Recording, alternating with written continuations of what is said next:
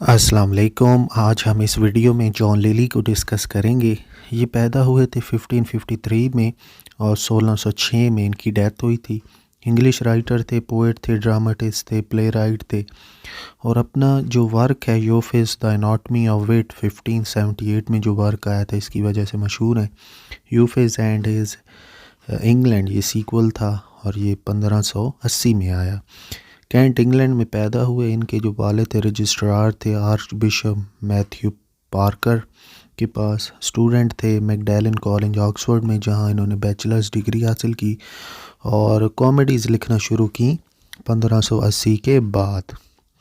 Lily के जो place हैं वो क्वीन एलिज़ाबेथ के सामने परफॉर्म हुए और चिल्ड्रन ऑफ चैपल और children of Paul black fryer theatre companies black fryer theatre में ये परफॉर्म हुए। 1583 में इन्होंने ब्लैक फ्रायर थिएटर का कंट्रोल हासिल किया। 1632 में ब्लॉन्ट ने इनके 6 कॉमेडीज़ को पब्लिश किया और ये फर्स्ट प्रिंटेड कलेक्शन थी लिली प्लेस की जिसमें ये वाले ड्रामाज इंक्लूड थे। इंडेमियन 1591, कंपास 1584, सोफो एंड फो 1584, गलैथिया 1592, मेडास 1592 और मदर बॉम्बे 1594। लव मेटामॉर्फोसिस इसमें शामिल नहीं किया गया।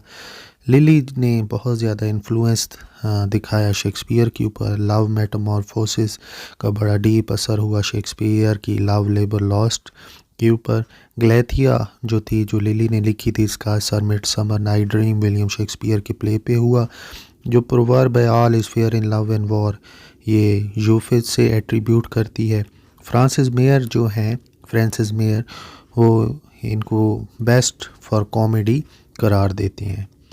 बेन जॉनसन ने लिली को जो फॉरमोस्ट राइवल कहा है, आउटशोन एंड आउटसंग बाय शेक्सपियर और मेड्स मेटामॉर्फोसिस ये लेट इंग्लिश स्टेज प्ले है। पेस्टोरल पब्लिश हुई थी 1600 में।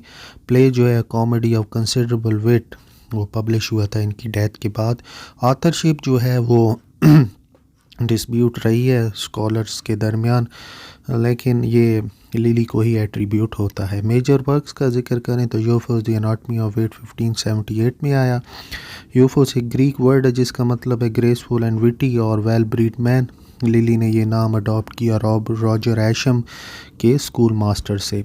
स्टाइल ऑफ दिस नावल जो है वो उसने यूफिज़म को प्रमोट किया। ये प्ले एक यंग जेंटलमैन के बारे में यूफिस जो कि एथेंस में रहता था। यूफिज़म क्या है? It is a peculiar manner style of English pros. It consist of preciously ornate or sophisticated style employing a deliberate excess of literary devices such as antithesis, alliteration, repetition and rhetorical question. Classical learning और remote knowledge हर किस्म की इसमें display होती है। यूफोस and England ये sequel था anatomy of विट का। इसके अंदर वॉयज और एडवेंचर्स यूफिस के बयान किए गए हैं। सोफो एंड फो ये एक कॉमेडी थी 1584 में आया। ये ब्लैक फ्रायर थिएटर में परफॉर्म हुआ। ये सैरकस में सेट की गई। ये रोमांस था सोफो एंड फो और जो कि लिखा था ओविड की एलियन से इन्फ्लुएंस होकर। सोफो जो है वो क्वीन है और फो जो है यंग फेरीमैन है। Endymion the man in the moon ये भी एक प्ले है। इंडेमियन जो है वो मून गॉडेस की मोहब्बत में गिरफ्तार हो जाता है सेंथिया की। शादी नहीं होती क्योंकि सेंथिया गॉडेस होती है। Play provide a vivid example of cult of flattery. काफ़ी फ्लैटरी की जाती है रॉयल कोर्ट ऑफ एलिज़ाबेथ की। ये भी कहा जाता है कि without doubt the boldest in the conception most beautiful in execution of all Lyly's play. Endymion जो है वो आखिरकार जाग जाता है जब सेंथिया उसको केस करती है। इंडेमियन जॉन कीट्स ने भी लिखी है जो मशहूर होती है line a thing of beauty is a joy for ever. Endymion एक नौजवान आदमी है, यंग शेफर्ड है जो कि मून गॉडेस हेलेन की मोहब्बत में गिरफ्तार हो जाता है। वोमेन इन द मून 1595 में ये प्ले आया। ये वाहिद प्ले है जो कि ब्लैंक वर्ड्स में लिखा था जॉन लिली ने। पेंडोरा फर्स्ट वोमेन है अर्थ की जो कि प्रोटैगनिस्ट है। प्ले के अंदर 7 प्लैनेट्स हैं। प्ले जो है वो सेट होता है तो उस वक्त में जब ज़मीन अभी बनी भी नहीं थी। प्ले जो है स्टायर है औरतों के ऊपर 7 planets are unhappy because their best qualities have been given to Pandora. They all decide to despise nature. The second eldest goes first to demonstrate his power and afflict Pandora with his characteristic and melancholy. In the same way, Jupiter in Act 2, the Sun in Act 3, Mercury in Act 4, and Luna in Act 5 all demonstrate their power. In Act 5, under the influence of Luna, Pandora goes mad at the end of the play. Nature chooses to punish Stasis, husband of Pandora, because he is easily swayed by the opinion of others. Stasis is condemned to be her slave, follows her in the moon. अगला जो play है compass 1584 में ये आया। Lyly ने natural history of Pliny पे depend किया। The Elder for a tale of Alexander the Great and Campaspe. Campaspe जो पोर्ट्रेट है वो पेंट की गई थी पैलेस ने।